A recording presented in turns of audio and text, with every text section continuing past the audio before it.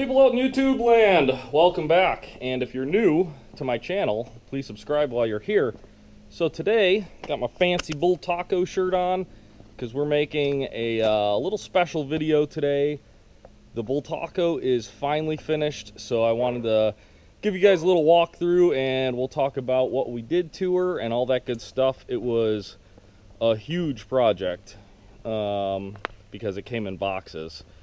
And it was missing a ton of parts, but yeah, let's check her out. All right, guys, I think that this bike came out freaking beautiful. So, if you are new, let me walk you through a little bit about the story of this bad boy. So this bike was in a house that got hit by an airplane. I know, crazy story. But anyways, the owner was a friend of the person who owned the house. There's more details, but we're not going to go into that. Anyways, he has sentimental value, and he wanted this thing restored. The problem was he had taken it to a different shop, which I don't even think that they're in business anymore, but a different shop in the Bay Area, and they had this motorcycle for 5 years. And in that 5 years, what they accomplished was fully disassembling it and powder coating the frame and swing arm. That was it. So when he went to retrieve his motorcycle after he was very frustrated with it, the lack of progress, it was missing stuff. One of the things it was missing was the front end, and that was a big problem because he purchased this front end, I believe, on eBay, thinking that it was the right one for the motorcycle. Unfortunately, it was not. If you have been subscribed, you'll remember I had to do a ton of work to get this to fit. We had to machine sleeves to go in the bottom, machine a custom axle spacer, and then the triple trees here had no steering stops, so I had to put steering stops in it. They also didn't have a fender mount, so we had to make a fender mount. But it actually turned out really well, and it looks good and all that good jazz. So that was awesome. Another big obstacle we had was the wheels. The wheels that came with it had the wrong hubs completely for this bike. They were for a 370 or something like that.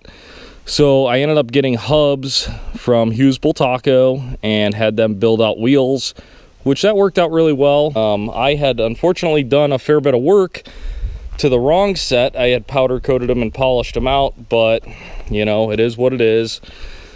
So yeah, as far as the gas tank and side panels, this bike only had, well, it did have, I can't remember if it even had side panels in the box. If it did, I think that they were wrong. Can't remember. Anyways, we got this tank and side panels from a guy in Spain, and I think his name was Frank. Can't remember, but he sells on eBay. That was about 1,400 bucks just for those. I also got an exhaust from him and the seat, which was about another 1,000 bucks if I remember. So pretty expensive, but they're perfect. He actually has the Bultaco molds, so they are exact to spec, exact color code, all that good stuff. And then the engine. The engine is actually the wrong engine for this motorcycle. The engine is a 360, and this is actually a 250 chassis. The owner of the motorcycle insisted upon this engine being used, and it actually cost him a lot more money to do that because this was missing a ton of parts. I think the cylinder was cracked.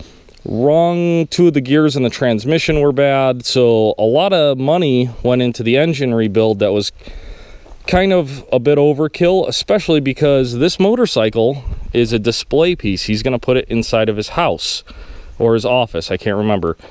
Either way, the engine is new, bottom to top, crank up, transmission, same deal. Brand new carburetor on there, and we also had some issues when we got the motor back with the ignition system. The motor had the original Motoplat ignition system, and boy howdy, it just had the weakest spark in the world. So I don't know how well you can see up there or not. We went to a full electronic ignition from a company called Vape, I believe, and it was about $530, but perfect spark. The bike runs awesome, so I think that it was well worth the extra $500 just to, you know, button all that up. So yeah, little stuff, you know, it's got Hagen shocks on it, closest to the original looking that I could find. I polished out all the aluminum. I actually made a how-to polishing video because I got so many questions about the old aluminum polishing. One of the things that we did that, not intentionally, but I think it turned out really well, is the caps here for the triple tree. The triple tree was missing these caps, so I found these off of a different triple tree that I had in stock, and they were chromed but pitted, so I cleaned them up and I powder coated them black, and I love the black chrome, you know, polish transition. It looks really cool. So on here we got the gold adjusters. We put little gold washers in there. You know, devil's in the details, just making it a little extra special. And yeah, all the other little bits I powder coated. So like the shifter, this is not obviously a factory shifter on here, but this was in with the original bike, and I thought it was really neat that the previous owner had made a shifter out of an old brake lever. I thought maybe it was a shifter, I don't know, but regardless, I thought it was so cool, and I wanted to keep as many of the original parts of the bike for the build, because like I said, there's sentimental value involved. So I powder coated it, well, I cleaned it up, powder coated it, and was able to reuse that. So there was a lot of little parts like that that just took a ton of work, but I just went and refinished them so we could keep as many parts on this bike as possible. All right, guys, so if it looks like I'm sweating profusely, it's like 90 degrees out here, and it's fall. So yeah, what's really going on? Anyways, Bultaco build. Had a lot of fun with this one. It was a ton of work. We learned a lot on along the way on the process, especially about sourcing parts. If you're building a Bultaco, I highly recommend you contact Hugh's Bultaco. They're on the East Coast.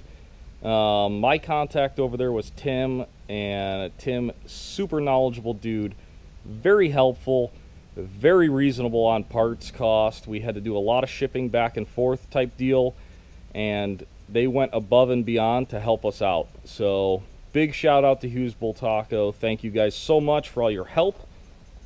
The bike turned out beautiful, and I couldn't have done it without your parts. So yeah, one of these bikes, you know, it's funny as far as when you restore something, you're gonna put more money into it than the thing's worth when it's done. Like I said, this guy has sentimental value to the bike, so he didn't care about that for the budget. But, you know, something to keep in mind, if you start out with a bike in boxes, you might want to buy another one that's in better condition, that's not missing so many parts, because buying parts individually gets very expensive. So yeah, if you have any questions, feel free to let me know in the comments. Let me know what you think of the old Bultaco. Super fun project. We have a ton more projects going on, and I might have some big news coming up too.